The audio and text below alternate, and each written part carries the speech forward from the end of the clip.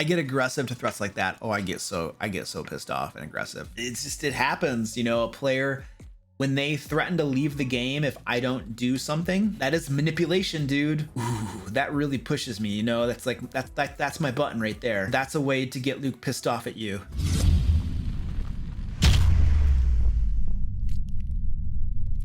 Now, being a dungeon master isn't always easy. Not only do you need to run the game at the table, but you also need to prepare the adventures, traps, puzzles, NPCs, and other game elements in advance. Would you like to shortcut just a wee bit of that prep work from time to time? With Lair magazine, you can. All DM Lair patrons receive a new issue of Lair magazine every month that contains a plethora of game master resources to help you reduce your prep time and run awesome games. For instance, Lair magazine contains 100% compatible 5th edition adventures designed to be fast to prepare before the game and easy to reference during the game. And each adventure comes with maps designed for use on virtual tabletops. Become a DM Lair patron today at the link below, and not only will you get Lair magazine, but loads of extra perks, such as hanging out with me on Zoom and playing in D&D games with me. Sometimes players get upset when they die because they feel that it was unfair for X reason. Other times, players get upset when they die because their precious character died. I have zero sympathy in my heart for players who get upset because my precious character died. If that's their only reason for being upset, that their character died, and they just can't handle their character dying, lack of maturity or whatever you want to call it, or whatever, and they don't recognize that it's a game and that death happens because you're fighting in combat with monsters and you have weapons and you're throwing fireball around. Death will happen. So players who get upset that their character died, and it's just because their character died and they're upset about it, and that's the reason, and I have zero mercy in my heart, zero sympathy, empathy, nothing for them. Like, this is a game, it happens. You need to learn to live with that. It's part of what can happen in the game. Grow up and stop getting too attached to your precious character. So that sort of player, I don't care. That's, you know what?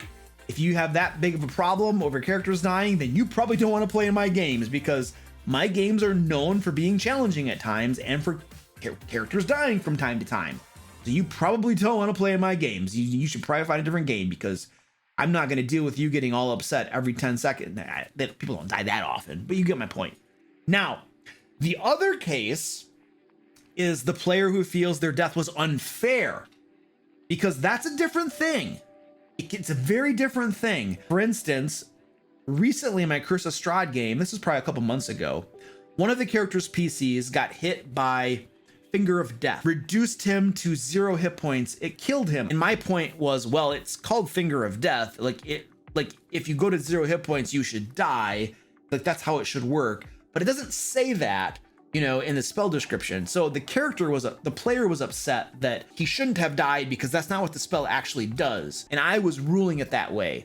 And so there was a disagreement there about whether that was fair or not. And ultimately what we decided was that if I want to have Finger of Death work such that if you're reduced to 0 hit points, you die, I should establish that rule beforehand. I shouldn't establish it on the fly during gameplay, because that kind of is unfair. And so what we did is we did retcon that, and we rolled it back and said that he wasn't killed, he was just reduced to 0 hit points out of fairness' sake.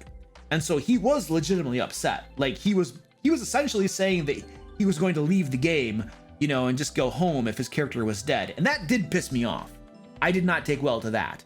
Those sorts of threats and stuff, that does not sit well with me. And that really made me want to dig my heels in and say your character is dead, because I do not at all take well when players are like, well, if you don't do things my way, I'm going to leave the game and go home. That pisses me off. And so I was very not happy about that sort of threat, you know, of leaving if his character was dead. So I didn't like that. But through logical analysis of his side of things and where his perspective was, I could understand why he was feeling that way and the way I was ruling things. And so we did roll it back, even though I wasn't happy to do so. Now, if instead of his having that sort of negative attitude and threatening to leave, we had been a little bit more calm and just said, hey, this is kind of how I'm seeing things, then I think emotions probably would have gotten less involved in it, and we could have probably had a better resolution to it. But that is an instance of the death being perceived as unfair by the player, and for good reason, in all honesty. So I think that's a different situation. If a player's getting upset because they think it's unfair, I think that you should think about it and consider it, you know, like we did in that moment. And we talked about it, and we discussed it, and we came to an agreement. And that's a little different. And I handled those situations a little bit differently. Click on the screen now to watch another fine DM Lair video, or to become a DM Lair patron, play D&D with me, and get an issue of Lair magazine every month. And until next time, let's play D&D.